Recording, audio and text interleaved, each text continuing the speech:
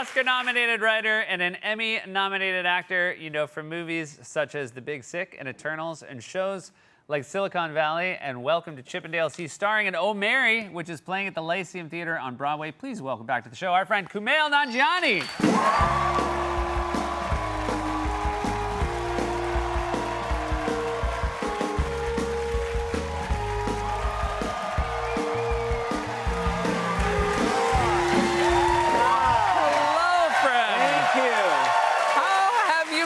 I've been good. I want to congratulate you for finally getting on Trump's radar. Oh, thank you. Yeah. I genuinely, for weeks, he was picking on Fallon and Kimmel and Colbert, and I was like, what's a girl gonna do? Because you talk about him too. Yeah. But what I loved about yours was, I'm gonna read it out. Oh, that's very nice of you. Thanks. Yeah. Fake news, NBC extended the contract of one of the least talented late-night television hosts out there, Seth Meyers. He has no ratings, talent, or intelligence, and the personality of an insecure child. Yeah. What I love about it is that he called Colbert untalented. Yeah. He called Kimmel even less talented than Colbert, and then he called Fallon insecure, and for you, he combined all three. Yeah.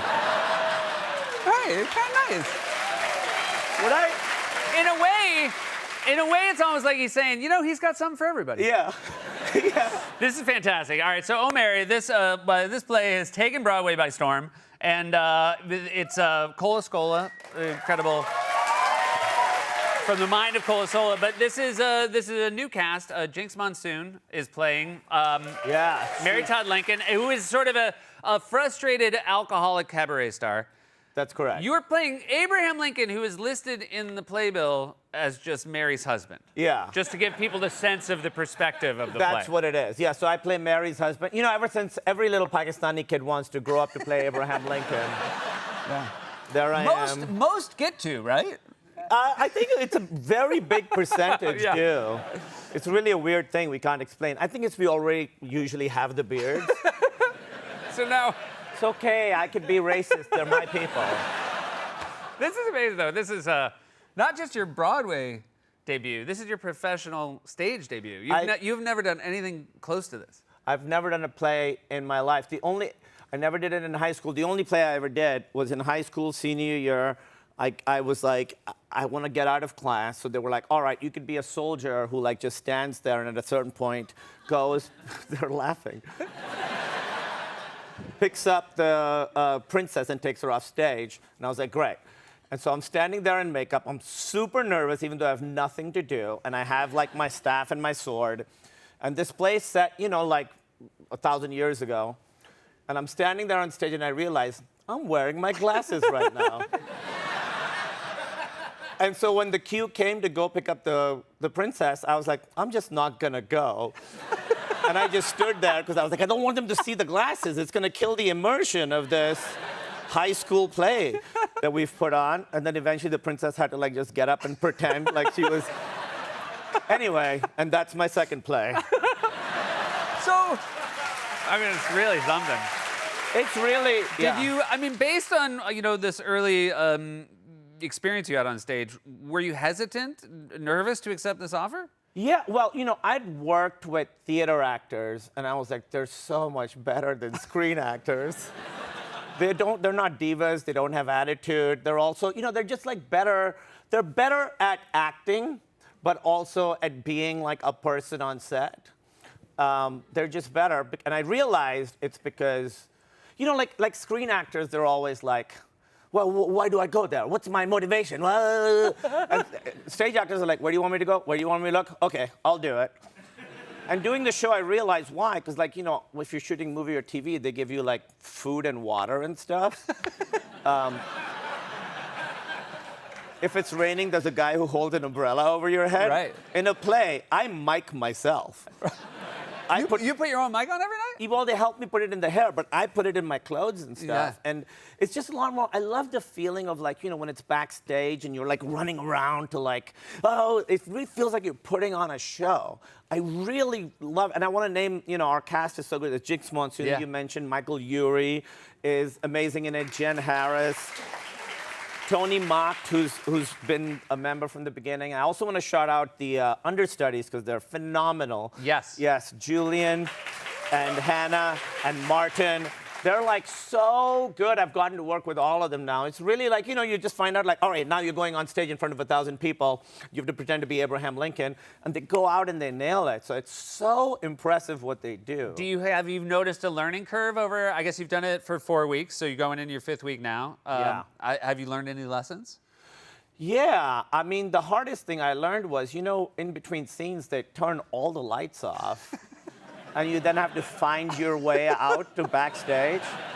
That's by far the hardest part of acting. And the stage manager like had a talk with me. They were like, "Hey man, what's going on? We're worried." You're like literally on stage. Like the scene will come on, and I'll still be like Abraham Lincoln crawling on stage trying to get out. And so I had to do a specific rehearsal just to learn how to walk in the dark. What about so lines though? All right, so you've gone out, you've done hour plus doing stand-up. I mean, obviously the difference is you've written it, but you remember it, right? Like, Yeah, so, I memorize it. So has it been hard learning lines for the play? Yeah, because when you're doing a movie, you have to learn one scene at a time. Yeah. Here you're learning 90 minutes of lines, and on screen acting, you could get it right on the 3rd take, and they're like, "You are such a genius." Yeah. In a play, you have to get it right the first time, every single time, 8 times a week. And I had, they're impressed. Yeah. But so I was scared of forgetting my lines, and then I did. I had a scene where 2 lines I completely forgot. And Jinx was my scene partner, and she like just picked it up and carried me Do through you and think did it. Jinx could tell on your face that you'd forgotten it? Were you aware that you'd forgotten it, or did you just miss it? No, I was very aware that I'd forgotten it. It was as if I did not have a brain anymore. Yeah. I remembered nothing. I bet if you asked me my name, I wouldn't know it Yeah. in that moment. I was literally just like sitting there completely quietly, like, I have no idea what comes next. I truly didn't. It was like a total zero blank. And she just went to the next line. And because it's hard, because then she has to respond to something that I did not say. Yeah. But she was so good that she like made it work. And then in this next scene, it happened again. And then, I was like, all right, well, the worst thing has happened. I forgot my lines, and it was fine. So that's okay. It's good too. Turns out that's not the worst thing that can happen. The worst thing that can happen is you miss your cue and you don't come on stage when you're supposed to come on. And that happened last week.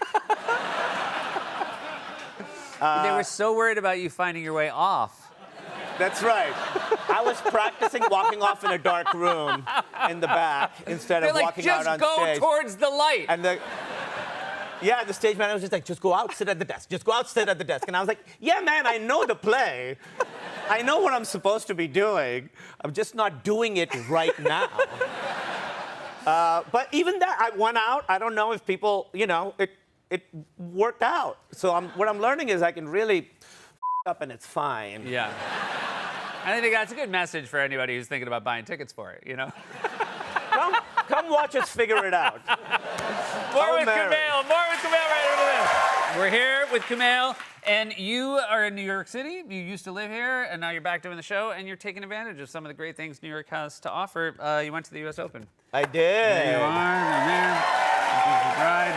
I went to the U.S. Open. It was amazing. What was great was the people behind us, not them, they're off camera. Okay. We watched like a match, and they kept being like, "He's so athletic. He's not even tired." I'm like, yeah, that's the second best tennis player in the world. It would be weird if he was like winded the whole time. Actually, that would be great. They should just pull people off for the next U.S. Open. Lottery off the street and some guy holding a racket backwards. Currently having a coronary. And then those people are like, he's as tired as I thought he'd be. Yeah. They're like, he's so athletic. Yeah, he's very good at tennis, I guess. You are a cricket fan. I am. I really. Do you still hold on to it? I was watching a match this morning. Fantastic. Before coming here, I love cricket, and this year in the World Cup, USA actually beat Pakistan at cricket. Yeah. Don't. You're just now finding out you even have a cricket team. You didn't know that. Oh, yeah? You like your cricket team? Who's your favorite player?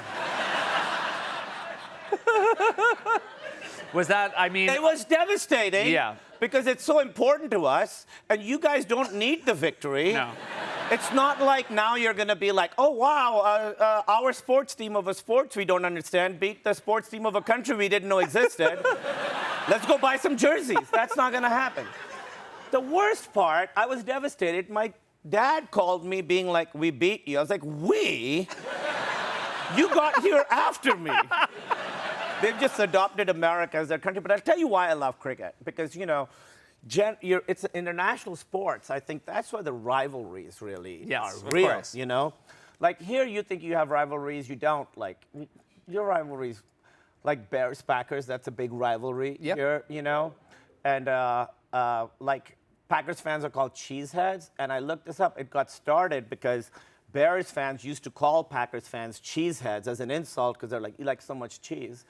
And Packers fans were like, oh, our feelings are hurt just because we have like too many cheese factories per capita.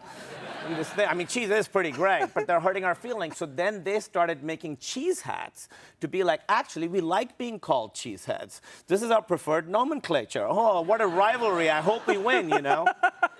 Pakistan and India have nuclear weapons pointed at each other.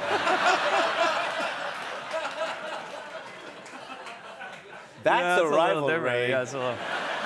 Like, India tested nuclear weapons successfully on May 11th, 1998.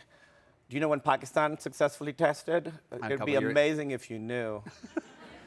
May 28th, 1998. So, same month? Yeah, 17 days later. You know what we did for 17 days? Pulled all-nighters. You know what we did a month after that? Played cricket. That's a rivalry. What kind of kid were you in Pakistan? Well, okay, I'll tell you. I was sort of weird. Okay, I'll tell you this story. So one summer, my parents sent me to my aunt's house to be like, oh, live with your aunt for a while. So it was me and a bunch of my cousins. And one day my aunt, I was probably 8 or 9. This is a weird story. Just so you know. My aunt was like, made some food that I didn't want to eat, and she forced me to eat it. So I took the food and I put it in the side of my mouth. What kind of food was it? I'll tell you. Okay. And I just put it there because I needed a win. And 3 days later, my cousins and I were playing a game. We called it Secret Secret, where we're just like, we'll just share secrets. And they were like, you know, I cheated at math and didn't get caught. And one guy was like, I kissed a girl on the cheek and she smiled. And I was like, I've had meat in my mouth for 3 days. And the mood changed. We didn't have like a term for it then, but today it's what's called a vibe shift. That's what happened. And the whole point of the game is that, like, you know, we tell each other secrets and don't tell the parents. And immediately they were like, Kumail's had meat in his mouth for 3 days. My aunt runs over, and I'm like, I don't have meat in my mouth. Why would I do that? Who would do that? I'm not crazy. And she reached in to my mouth, and she pulled it out, and she was like, we had this on Wednesday.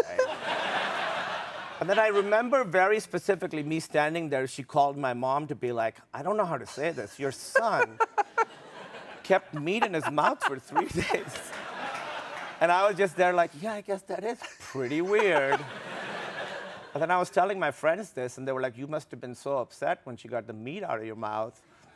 Because I would check in on it, you know? I'd be like, oh. It's a burden at some point. Yeah, exactly. Yeah. I was thrilled that it was out.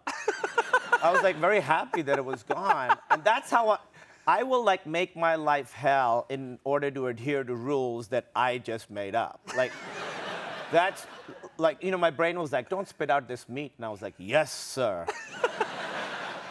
Like, at one time, Emily asked me, she was like, what's it like inside your head? And I said this, not trying to be funny. I was like, it's a series of people waiting in lines.